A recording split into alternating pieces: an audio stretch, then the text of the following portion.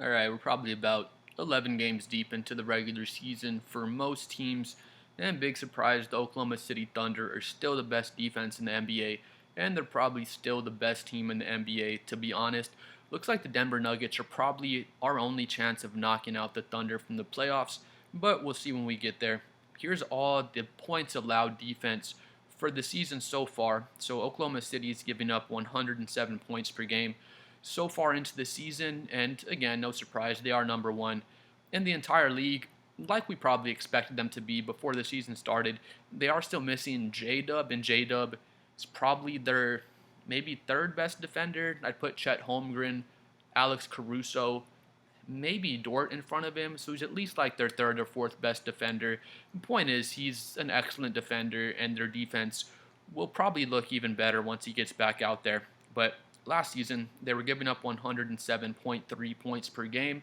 Now they're 107.0 points, so it's probably going to hold up. They're probably going to finish allowing about 107 points per game, maybe even less, just depending on how the season goes on. The Boston Celtics are number two in defensive efficiency, or rather points allowed per game. So they're allowing 108.5 points per game. Then here's Denver at number three. So Denver is allowing about four more points per game than Oklahoma City is right now. Doesn't sound like a huge difference, but those 4 points per game could be the difference in winning or losing a playoff series. You have San Antonio at number five with 112.5 points per game. Detroit's 112.8, so that's really impressive for Detroit. They do have a solid defense, and then Houston's 113 points per game. Boston's probably the most impressive here. They're still a veteran team. They are missing Jason Tatum, but now that I think about it, he's not going to make their entire defense go to shit. But Jason Tatum is a really good team defender. He'll probably help out Boston once he gets back in there. But point is, Oklahoma City's fucking great at defense. No huge surprise, and they are number one in points allowed per game. So we'll say, are they number one in defensive efficiency? Yeah, they're number one in defensive efficiency as well. That's the points allowed per 100 possessions, if you don't know what defensive efficiency is. But if we see right here, OKC is 103 on their defensive efficiency, so 103 points allowed for every 100 possessions they get. Denver is number two, but it's not really close. They're 6 points behind Oklahoma City. So six doesn't sound like a big gap, but it honestly is a very big gap as far as defensive rating goes. Because you see, Oklahoma City's 103. Then here's kind of the rest of the pack. Denver's 109, Pistons are 110, Mavericks are 110, Hawks are 111, Spurs are 111. So, it's a big gap. You see these other teams in the top 10, they're only separated by maybe 2 or 3 points. Then you look at OKC and they're 6 points ahead of the number two defense, which is Denver. Denver's been pretty strong defensively as well. We see for the defensive rebounding, big surprise, Oklahoma City does get the most defensive rebounds per game as well, which is kind of crazy to think because they're not a huge team. I mean, they have Chet Holmgren out there. Hartenstein's a really good rebounder, but it's more rebounding by committee. Everyone boxes out. Everyone gets down there to get offensive rebounds, defensive rebounds. They're not really ball watching once a shot goes up. Once the shot goes up, their guards, their forwards, their center, of course, they're all boxing out their man instead of, you'll see with some teams, a shot goes up, the ball will actually bounce and hit the ground, and then, the other team gets an offensive rebound. You never see that shit with Oklahoma City. They're really disciplined, and, just gets back to basics. Just box out your man. Even if you're a perimeter player, box out your man on the perimeter. And, their whole team is so disciplined. Everyone does it, and they are leading the league in defensive rebounds as well. See for the steals, they are leading the league in steals also. It's not a huge difference. Detroit's number two, Atlanta's number three, but they are leading the league with a 10.8 steals per game. See, on the blocks, Oklahoma City, I mean, they're not even top 10 in blocks. Let's see where they land. They're 15th in blocks. But it doesn't really matter because they just fucking steal the ball or they just hound you so much on the perimeter. You don't even really get down low to take the shots. They just swarm you so much. It's hard to even get into the paint to get your shot blocked. They're usually turning the ball over or getting stripped already by that time.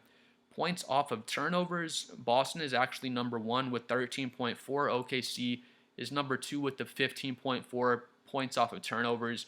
Boston's been impressive this season again. They've been playing really good defense. I thought they wouldn't be as good for some reason, but now that you actually think about it, not having Jason Tatum, like I said before, it's not going to just make their entire veteran defense terrible. Second chance points, Oklahoma City, they're leading in that as well. They're only allowing 11.9 second chance points for their opponent. And that just goes back to leading the league in defensive rebounds. If you get the most defensive rebounds, you're going to give your team the least amount of tries to get second chance points. And naturally, they are leading the league in opponent second chance points. What about the fast break points? Big surprise, Oklahoma City is leading the entire NBA in fast break points allowed by their opponent. And again, it comes back to their defensive rebounding. Opponent points in the paint, of course, they're leading that as well. They're allowing 36.8 points in the paint. And it's pretty incredible, honestly, because number two, try to zoom out here. Number two is the San Antonio Spurs, and they have Victor Wembanyama in the paint. He's probably the greatest shot blocker, rim deterrent we've ever seen in NBA history.